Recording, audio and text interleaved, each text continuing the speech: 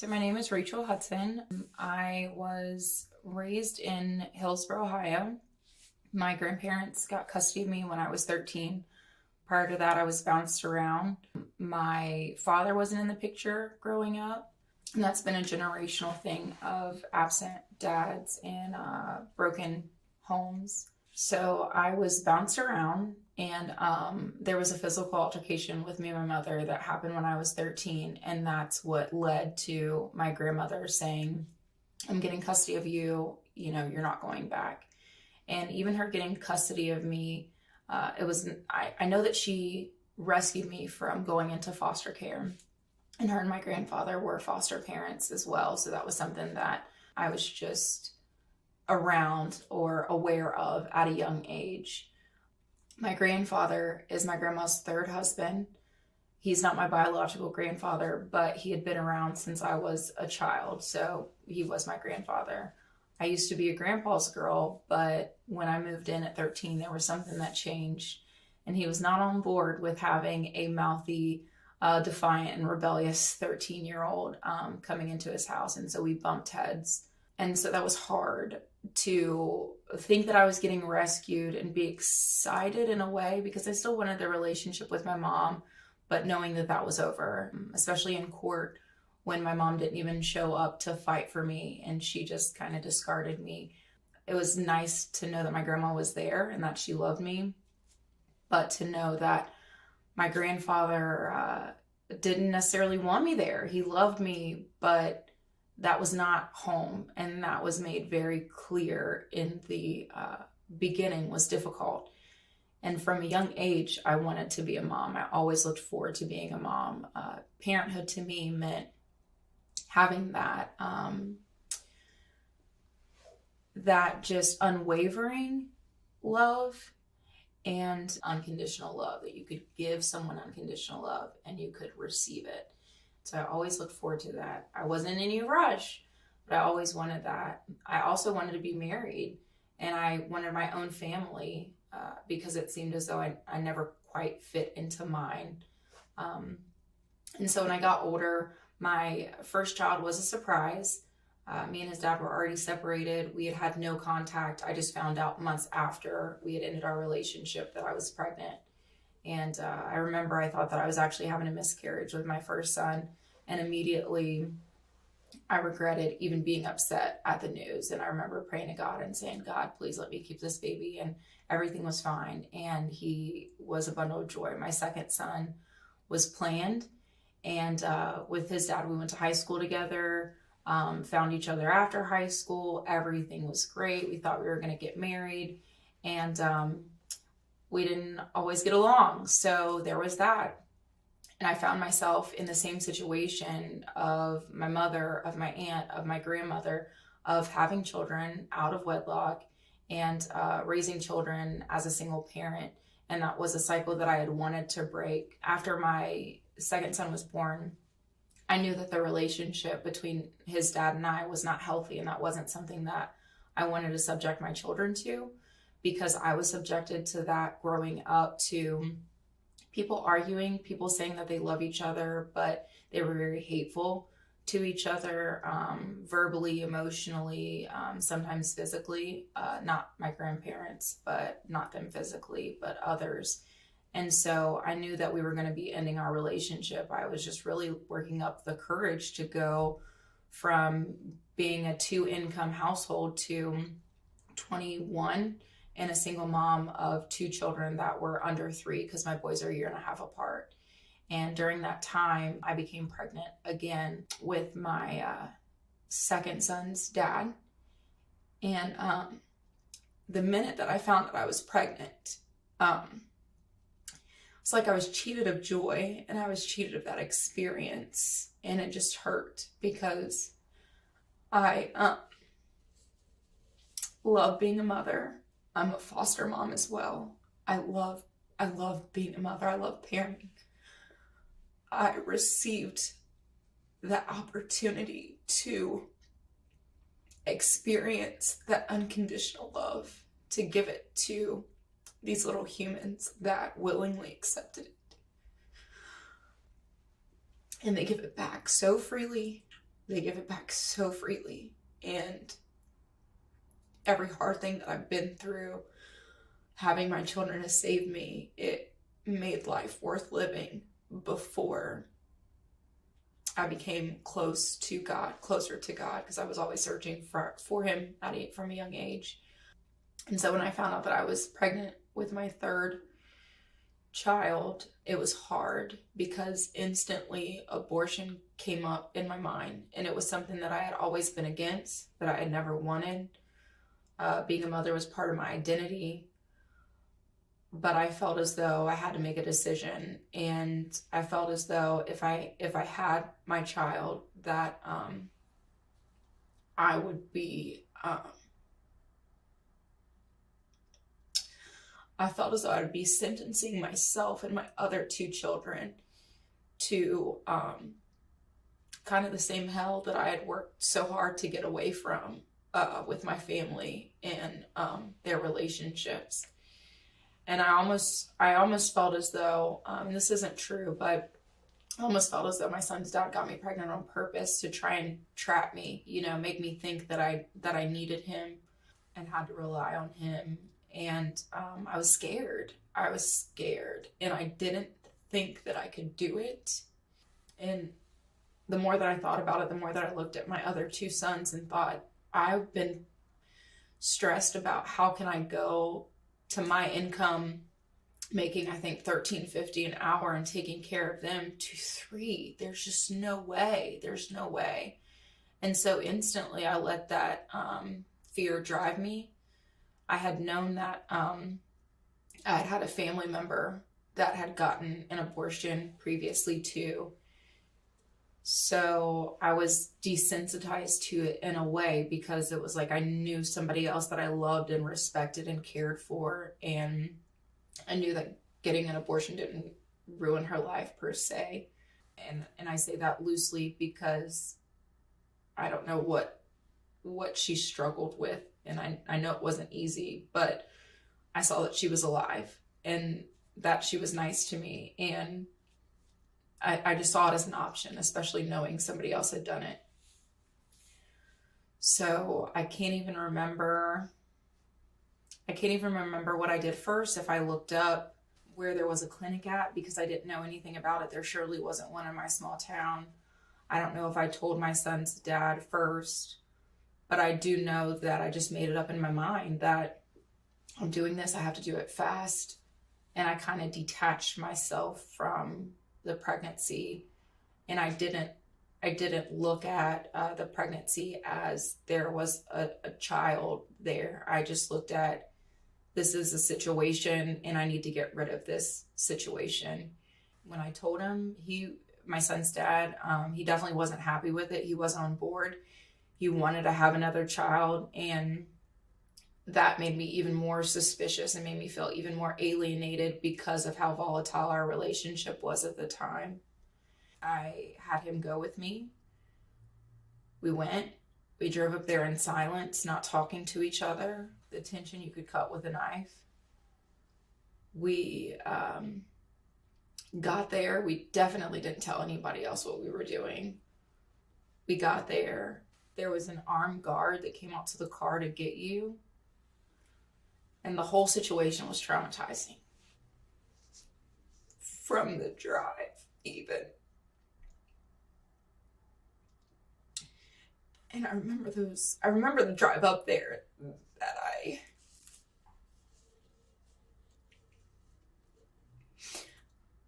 I had hoped that he would stop us. That he would turn around. That he would tell me I was wrong. That he would tell me that it was going to be okay. All my life, I just wanted that person to say, it's going to be okay. You're going to get through this, or something, some glimmer of hope. Something to have faith in. And I remember thinking that and just being silent and not having that, and him just driving. And when I got out of the car, I remember that there were, I'm going to say this word, that there were Christians across the street.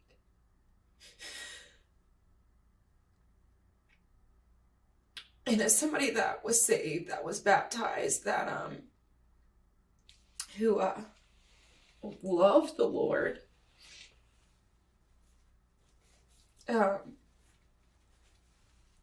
felt like I was being condemned, and I felt like I was being ostracized by that community, because they were across the street and they had megaphones.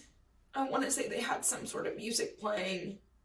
They had signs, and they were just shouting at you.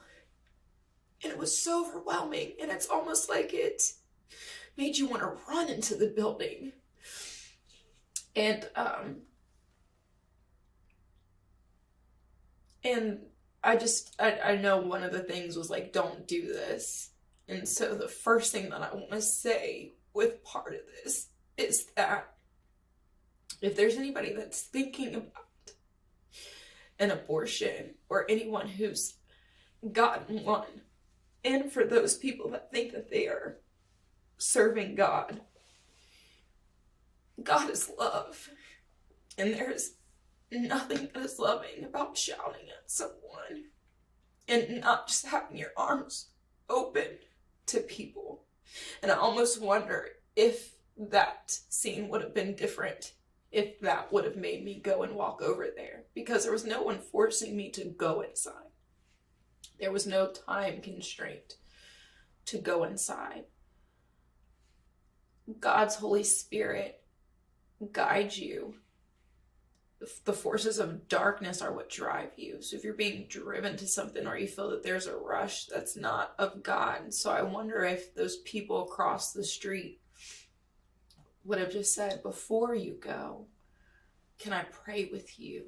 If they would not have shouted, if they would have said, give us just 2 minutes first, something. If one of them because there were a lot of people out there, if one of them or two of them just would have waved me over, or just had their arms open for an embrace, I think that I would have ran towards them and then ran towards God instead of running towards that building seeking refuge.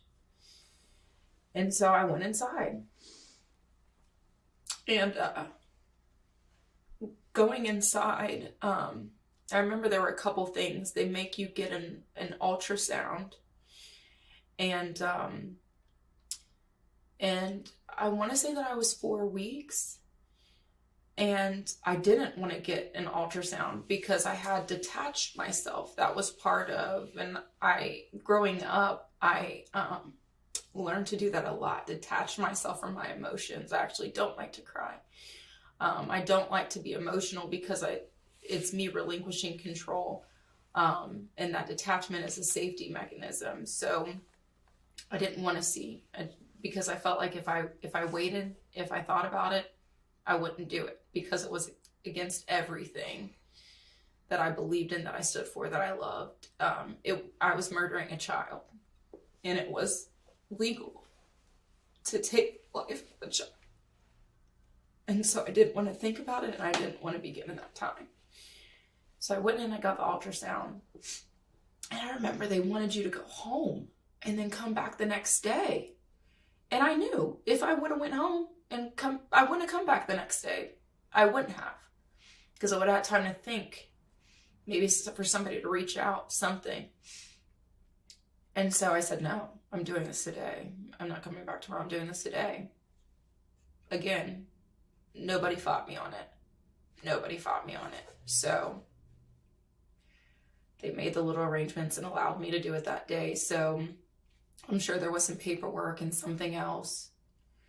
And again, my boyfriend at the time, my youngest son's dad, was silent. And I don't blame him. But again,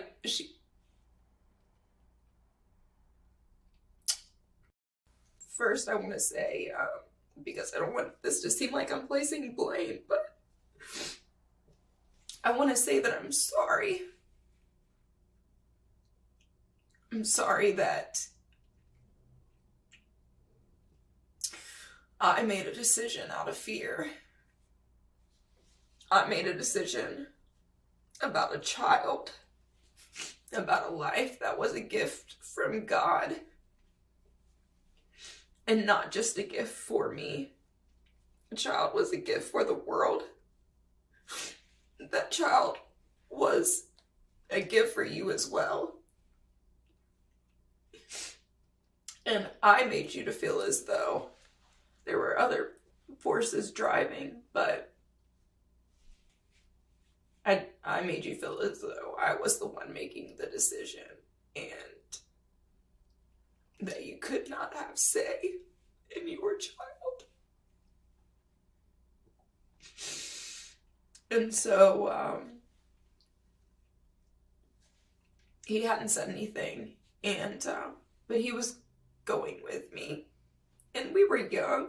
We were only 21, and our son was born in July, and I think that this was December or January. So he, even though he was silent, I know that he cared for me at that time, and he was just trying to be supportive. And so he stayed with me, and then we had to go to a different floor. I remember at the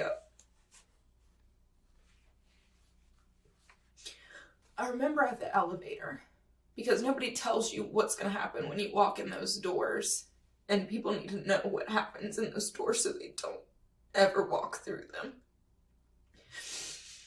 At the elevator,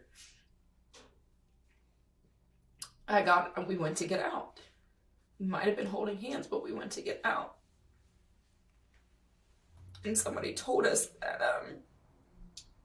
that he couldn't go with me, that you weren't allowed to have anyone with you. And so, such a decision as that, literally the death of a child at that moment, we were just two kids that were told that we had to leave each other. Two kids making a decision about the life of a child, and something that, I almost feel even at 21, we were adults. But both of us came from broken homes, so we were adults, but we did not have the experience or the maturity, definitely not the discipleship or the spiritual maturity to know and be able to grasp the decision that we were making. And so somebody tells us when I get off of the elevator that he can't go with me. And again, that was like the last moment that I was like, inside, it was like, I was just reaching for him or just like screaming for him to say something, but I couldn't get anything out. And we just looked at each other. And I don't know if the door shut first or if I just kept walking. I don't know, but that was last time we saw each other while I was still carrying our child. And then so you go to this room. I went to this room, my experience. It was cold, it was bright. I did not want to be there. They had me lay down. I was nervous. A nurse tried to be comforting as much as you can in that kind of situation. I don't know if they told me what was going to happen. They definitely don't tell you in detail what happens. I've only learned more about the process the older I've gotten. And then I remember that there was a doctor that came in. They told me about what they were going to do. The nurse volunteered to hold my hand, and so I held a stranger's hand, which again was just a false sense of comfort, and all of it just felt wrong. And I remember that hearing the machine and being there, again, I just wanted to get up. I did not want to be there, but I just felt like I was stuck. It was very quick. And then afterwards I went upstairs to another room, and they had these recliners, these lazy boys. They brought you snacks. They brought you medicine, I think, to help prevent you from bleeding. They brought you soda, asked how you were. And I remember that is definitely another trauma because it was an open room. And I get a righteous anger thinking about it. I get a righteous anger thinking about it because it's an open room that's meant to be comforting. It reminded me of I don't want to dare compare this to a spa or anything like that. It's nothing like that. But I could not get over what had just happened, and I was bawling my eyes out. Bawling. And I'm in a room full of women who had just killed their children as well. And we're being treated like we're at a spa. And these other women are talking and carrying on, sharing information. And I was just crying and just weeping. And I almost felt like I was gonna go psychotic because I'm like, how are these people just okay right now? Or how are they pretending to be okay? And some women had been farther along. Some women had been there multiple times. And it all was just wrong. And it was upsetting that this was something that was allowed. And that there was no going back. That at that point, it was definitely too late.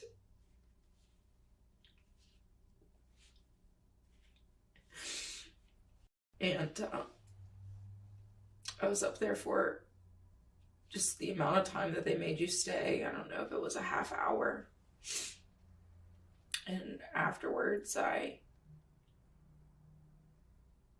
went back downstairs, reunited with my son's dad, and we drove home. I thought that when I went into it, I thought that getting an abortion was going to be the answer, the solution to a problem, which my child was never a problem to begin with. But instead, it was an action that had grave consequences. Even though I had said that I wanted to leave my relationship prior to that, God is a redeemer, and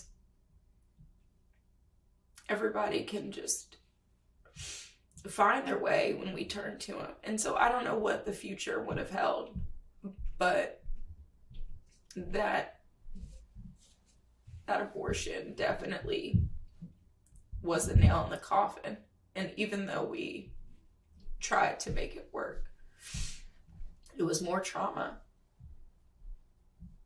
It was more distrust, blame, shame, resentment, guilt.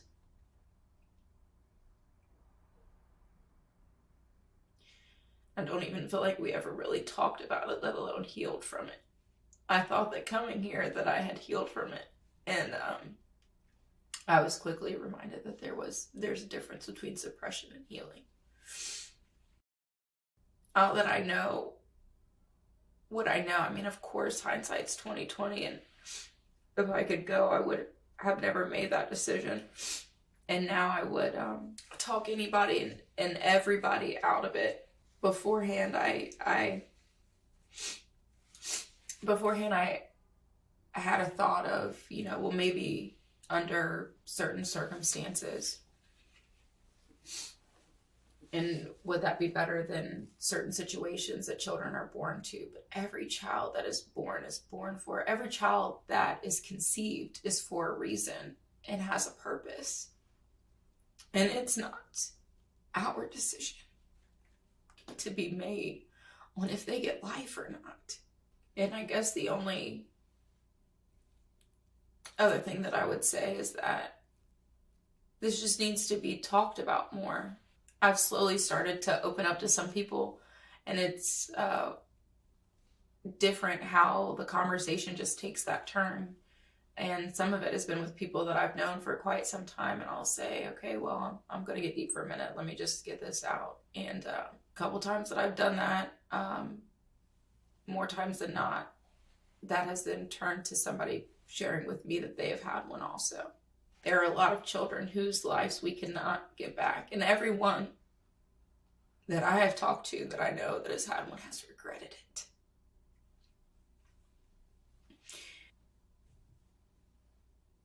You can avoid that trauma, that regret, and you don't have to be fearful of any situation of having any child. Fear is not of God, and it's not your portion. And I wish that I would have known that earlier on. And if you've had an abortion, I remember that I went to some dark places, and I felt like my abortion was something that took me away from God. It was like I searched all my life for him and loved him, but now that I did this, he's not going to forgive me. There's no way. And so I would do all these acts just to try and make myself feel better and be kind, almost as though I could, not that I wanted to earn salvation, but I wanted to honor my child, and I didn't know how to. I was even a surrogate twice. And I guess I felt like, not that it would ever replace my child's life, but I took a life away and then I brought in 2 lives. So that's not the way it works.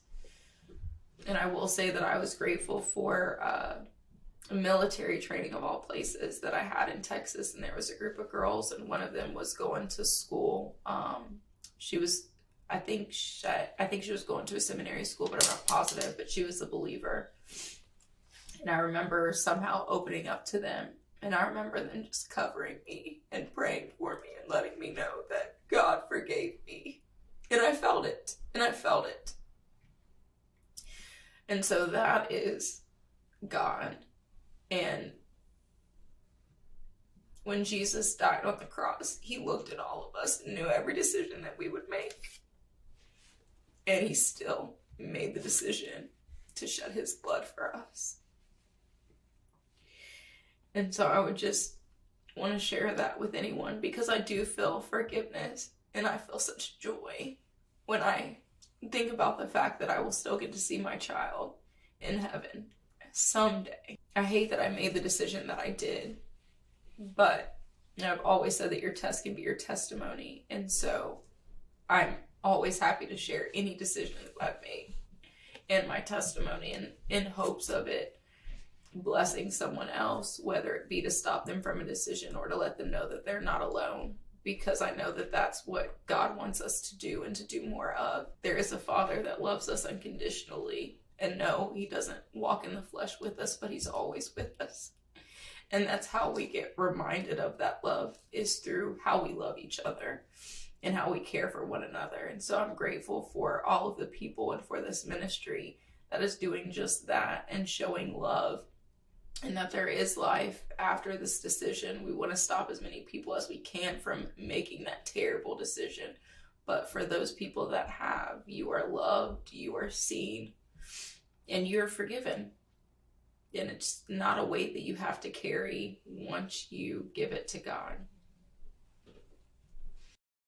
So at first I named my child Sam, for short for Samuel out of the Bible, because I didn't know the sex, if Sam was a boy or a girl, so I felt like that was neutral. And I have another child that has a neutral name here on earth, so it was fitting. But especially being here this weekend, and I've always leaned more toward my child being a girl, but I wasn't positive. But I felt here in the spirit this weekend that my child is definitely a little girl. That is my baby girl that's in heaven.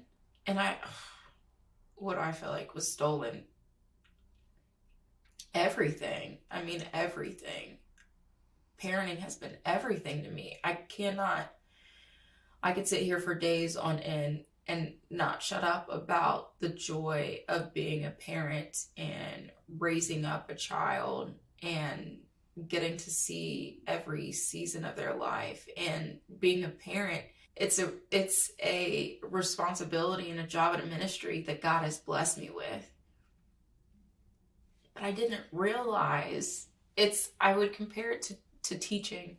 With teaching, you go, you get your education, you get your degree, and then you have students that you teach.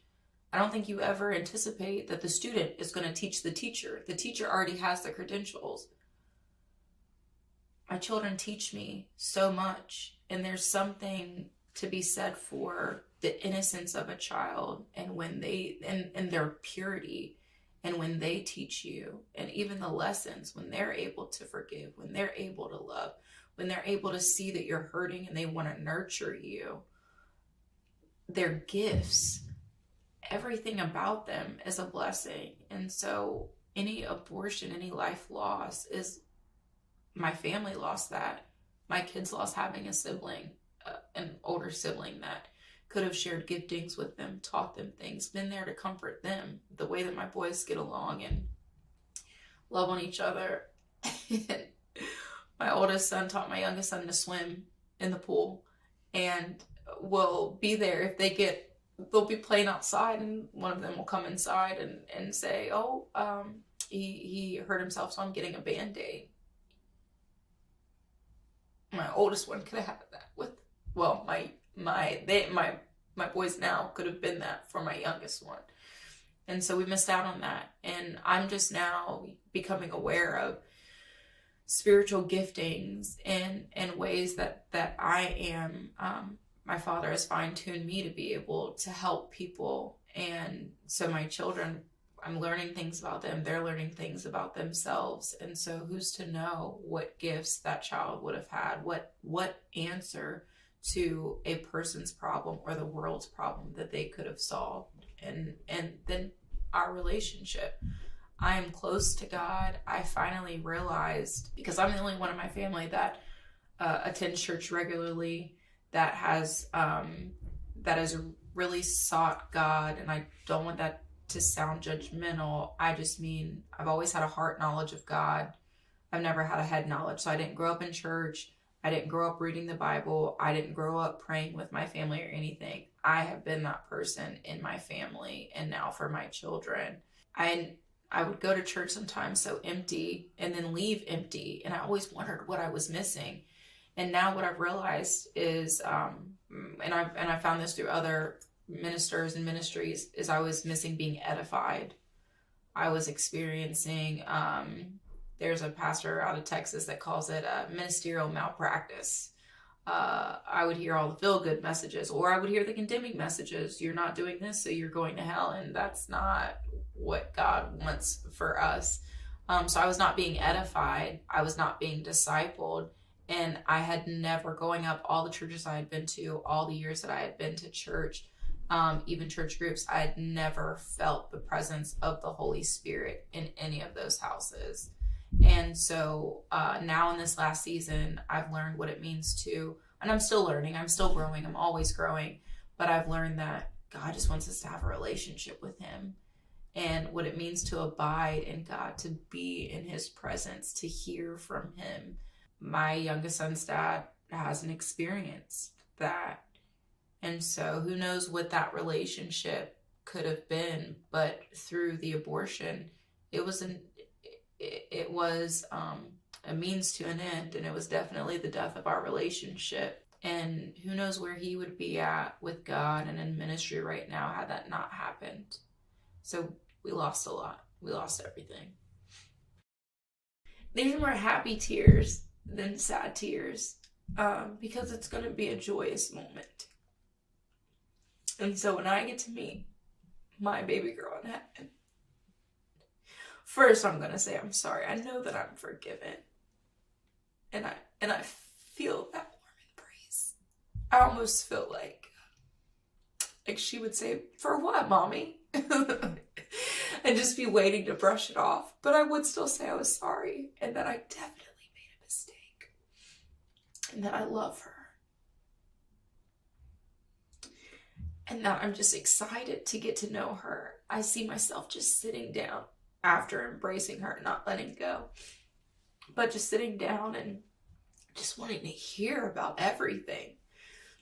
And just, and it sounds childlike, but, and some people that know me would probably